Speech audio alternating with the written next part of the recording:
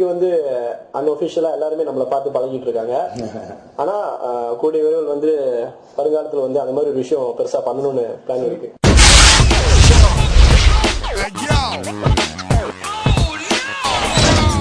அதாவது எல்லாமே இப்ப தமிழ்ல நம்ம ஏன் ரேப் பண்றோம்னு சொன்னா, தமிழ்ல அவங்களும் கேட்கறவங்களும் ரேப் பண்ணணும். தமிழே பேச தெரியாதவங்க, தமிழ் பாட்டே கேட்காதவங்க நம்ம பாட்டை கேட்டு நல்லா இருக்குன்னு சொல்றாங்கன்னா அது எங்களுக்கு ரொம்ப சந்தோஷமா இருக்கு. அதனால எங்களுக்கு ரொம்ப பெரிய சந்தோஷம். என்ன சந்தோஷம்னா, நாங்க தமிழை பேச வைக்கிறோம், ஒரு ஆளா பாட வைக்கிறோம். Damn, it's gonna blow. ஆவும் நதியானே நான், baby you should know.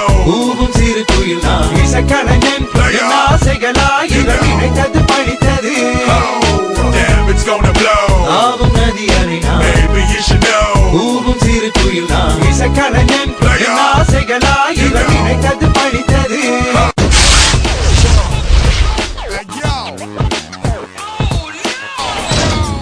Cinema வந்து ஒரு பெரிய உலகம். அந்த உலகத்துல இந்த ஒரு பெரிய கடல்ல வந்து ஊசிது வந்து ஒரு பெரிய இம்பாக்ட் இருக்கு. சினிமான்றது ஒரு கடல், அதுல நாங்க ஒரு ஊசி மாதிரி வந்துட்டோம், அலமோதுறோம். எனக்கு பர்சனலி அது ஒரு பெரிய இம்பாக்ட்.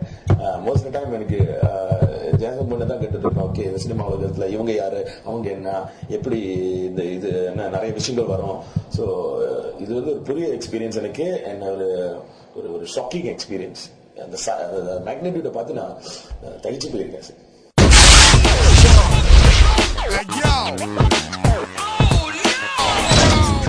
அந்த கல்ச்சர்னு சொன்னா எல்லாத்துக்கும் தமிழர்கள் வந்து எல்லாரும் அவங்க கல்ச்சரை ஃபாலோ பண்றாங்க. பட் நாங்க இந்த பாட்டுல என்ன செய்யணும்னு நினைக்கிறோம்னா, ஒரு யூனிட்டி.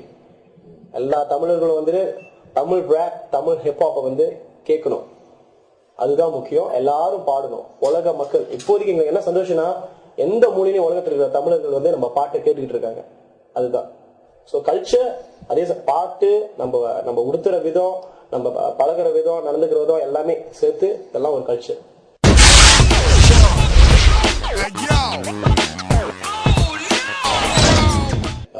பெரிய விஷயம். அது வந்து ஒரு சும்மா விஷயம் இல்ல. It's new experience. Music director அப்படின்னு சொல்லி ஒரு படமே பண்ணி ஸ்கோர்லாம் அடுத்து, அது வந்து ஒரு கிரேட் எஃபர்ட். இப்போதைக்கு எனக்கு ஒன்றும் பர்சனல் பிளான் இல்லை, எல்லாம் படிப்படியாக தான்.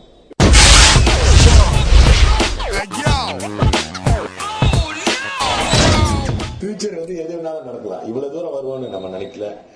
நிறைய கிரேட் திங்ஸ் நடக்குது. ஈடுபாடு ஆரம்பிச்சு கூடிய சீக்கிரம் உங்களுக்குலாம் தெரிய வரும். அடுத்த வருஷம் அதெல்லாம் ஒரு சர்ப்ரைஸ் வச்சுக்கோங்க.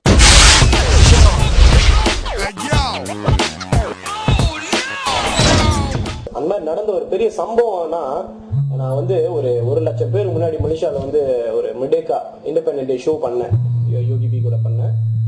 அது ஒரு மறக்க முடியாத சம்பவம். எனக்கு ஒரு ஆள் கால் பண்ணி பேசினாங்கன்னா, எனக்கு வாய்ப்பு கொடுத்த எல்லா நல்ல உள்ளவங்களும் எனக்கு வந்து ஒரு பெரிய ஒரு பிரமிப்பை தான் கொடுத்துருக்காங்க. ஸோ அது யாரையுமே பிரிச்சு சொல்ல முடியாது. எனக்கு ஹெல்ப் பண்ணவங்க, எனக்கு உதவி செஞ்சவங்க,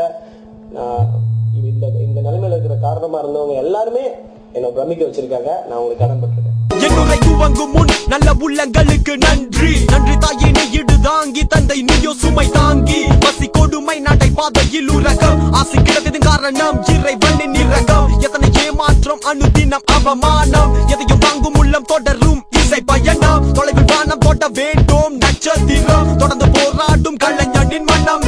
தொட்டாக்கள் துளைக்காது, அணுகுண்டு தகர்க்காது, அவமானம் என்னுயிரை அழிக்காது, அதிகாரம் என் கனவை தடுக்காது. கருப்பின சொல்லிசை மைந்தன் கிடக்கட்டும், செங்கமிழ் சொல்லிசை செல்வந்தன் பிறக்கட்டும். கெங்கை பூட்டும் திருப்பங்கள் இனி நிகழும், பிரமிக்க வைக்கும் படை இனி தொடரும். புதிய பரிமாணம் படை எடுக்கும், நட்சத்திரங்களின் ஜனனம் அதை முடிவெடுக்கும்.